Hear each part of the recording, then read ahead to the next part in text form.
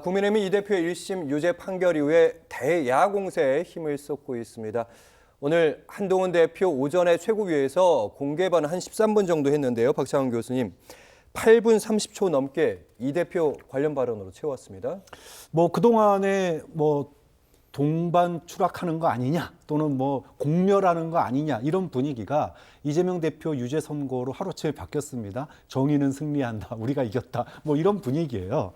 그런데 그럴 수 있습니다. 같은 정적의 입장에서 상대방의 나쁜 일은 나에게는 득이 되는 거니까요. 상대적인 거니까 그럴 수 있습니다. 그럼에도 불구하고 25일 선고에 대해서 법정 구속을 얘기하는 거는 너무 나갔다고 생각해요. 그건 마치 그동안의 이재명 대표의 장애 집회, 민주당의 장애 집회에 대해서 이거는 사법부에 대한 압박이다.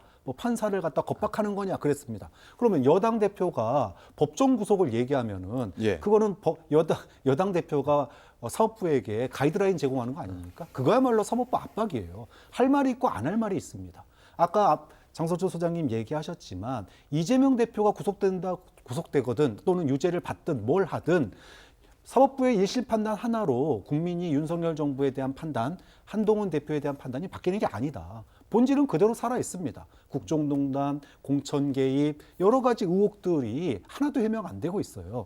거기에 대해서 소위 말해서 그 진실 규명을 위해서 여권이 노력하지 않는다면 오늘 이재명 대표의 유죄 선고에 대해서 던졌던 말들이 고스란히 부메랑으로 한동훈 대표에게 돌아갈 거다. 그런 점에서 지금은 난 반사 이익 바라지 않아요. 민생 더 챙길 거예요. 개혁할 거예요. 라고 하지만 그 개혁을 말로가 아니라 행동으로 보여주지 않는다면 이재명 대표에 대한 소위 이재명 악마화가 고스란히 여권에 다시 부메랑으로 돌아갈 거다라는 점을 말씀드리고 싶습니다. 장 소장님 격하게 고개를 끄덕이시면서 들으셨습니다. 저도 마찬가지예요. 한동훈 대표가 사법부의 경위를 표한다. 법정 구속. 그리고 사법 방해는 중형을 자해하는 행위다. 판사 겁박 민주당 하지 말라. 이렇게 얘기를 하고 있는데 이렇게 사법부랑 판사들을 언급하는 것 자체가 또 여권에서 사법부를 압박하는 것처럼 보일 수가 있어요. 제발 냅두세요. 그냥 판사분들이 알아서 판단을 하게. 왜 정치권에서 자꾸 감나라 배나라를 해요. 그리고 국민의힘 일각에서 최고위원들도 막 사법부 가가지고 그 재판 생중계해라 이렇게 또 1인 시위하는 것도 우리 봤잖아요. 그런 것도 하지 마세요. 또 다른 형태의 사법부 압박이다라고 말씀을 드립니다. 이런 판단을 하고 이런 메시지를 내면은 그럼 최은순 씨에 대해서는 당신들은 왜 그때는 이건 억울하다라는 식으로 왜 얘기했어? 다 되돌려 받을 수가 있다니까요. 그러니까 사법부의 영역은 그냥 그분들에게 맡기고 차분하고 냉정하게 지켜봐야지. 정말 이재명 대표에게 집행유예 2년 선고하신 사법부 정말 잘하셨습니다. 경의를 표합니다. 이게 지금 여당 대표가 할 일이냐 그런 생각이 좀 듭니다. 알겠습니다. 이제 마지막으로 국민의힘 내부 분위기 최대한 저희가 짚어보도록 할 텐데 한동훈 대표 최근에는 방금처럼 이재명 대표 약점들도 많이 얘기는 하고 있습니다만 한편으로는 아까 박 교수님께서 반사이익 보지 않겠다 한동훈 대표 이 얘기했어요 실제로. 그리고 거기다가 쇄신 변화하겠다 이렇게 얘기하고 있는데 이거 정답에 가까운 얘기 아닙니까 이 부분은? 그러니까 한동훈 대표 말만 하지 말고 행동으로 옮겨야 된다 그렇게 말씀을 드려요. 최상병 특검법안 추진하겠다고 했는데 안 했죠. 특별감찰관제 세게 밀어붙이면서 하겠다고 했는데 국회에서 한번 논의해가지고 추천하겠습니다. 이걸 흐리멍텅한 결론 냈잖아요. 그러면서 본인은 해결됐다라고 해요. 그런 말도 안 되는 거다라고 말씀을 드리고 한동훈 대표야말로 지금 최대 위기라고 생각을 해요. 왜냐하면은 이렇게 이재명 당대표의 재판 리스크, 선고 리스크가 현실화가 됐잖아요. 그러면은 대통령실이나 윤핵관들은 봐라.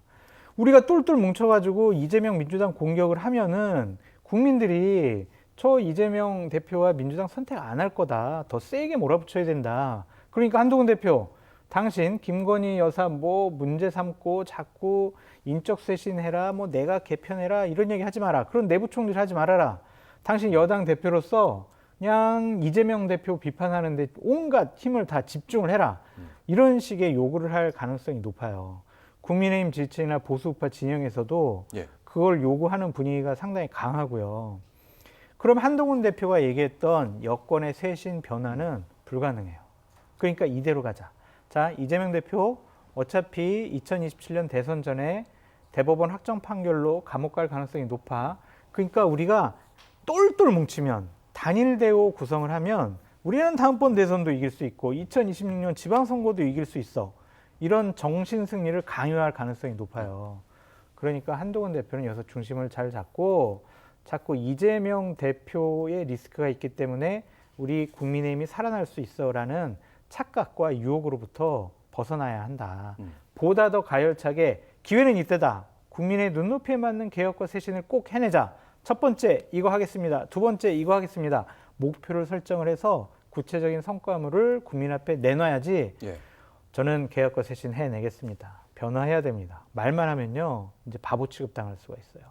그러니까 이번에는 꼭 구체적인 성과를 이끌어내시길 바란다. 그렇게 말씀드려요. 네, 박 교수님, 장 소장님 말씀대로라면 중도층에게 한동훈 대표 입지 줄어들 것 같고 아니면 쇄신 변화 얘기하다가 또 어떻게 보면 당내에서 친윤들의 비판 견제도 심할 것 같고요. 어떻게 보시는지? 그러니까 이제 이재명 대표의 1심 선고를 앞두고 전략적 휴전을 했다. 이런 이제 평가들이 많았거든요. 근데 이제 기대했던 거 이상의 성과로 이재명 대표에 대한 선고량이 굉장히 높았습니다. 당연히 여권은 환호할 수밖에 없어요. 근데 문제는 여권도 냉철해져야 됩니다. 지금 이런 환호 속에 떠밀려 가면은 쇄신 안 됩니다. 절대 안 돼요. 아까 제가 본질은 이재명 대표 때문에 이 지지율이 하락한 게 아니다. 결국은 김 여사 리스크가 여기까지 온 거예요. 그러면 그 부분에 대해서 이제까지 해놓은 약속이 있잖아요. 뭘 약속했습니까? 아까 얘기했던 것처럼 최상병 특검, 본인들이 제3자 추적 특검도 하겠다라고 약속을 했는데 안 지키고 있죠.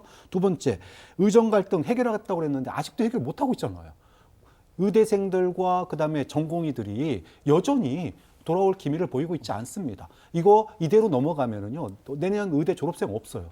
그다음에 전공의도 못 들어옵니다. 공보위도 없어요. 그 전국은 또 다른 전국이 됩니다.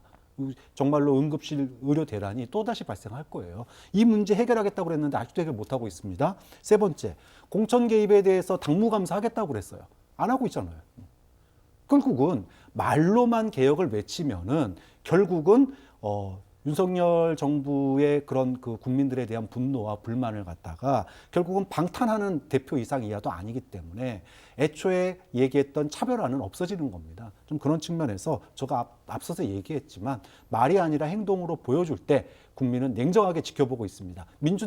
민주당의 유죄 이후에 1심 선고 이후에 민주당도 지켜보지만 이후에 여권이 쇄신을 하는지 안 하는지 예. 이것을 지켜보고 있기 때문에 지지율이 일시적으로 보수층의 결집으로 인해서 반등할 수는 있지만 쇄신이 없다면 이 지지율은 다시 또 하락하는 추세로 돌아설 거다. 그런 점을 한 대표나 대통령실이 명심해야 된다고 봅니다. 네, 국민의힘 그리고 민주당 모두 두 분 말씀은 냉철해져야 된다. 국민들은 냉정하다. 정리해 보도록 하겠습니다.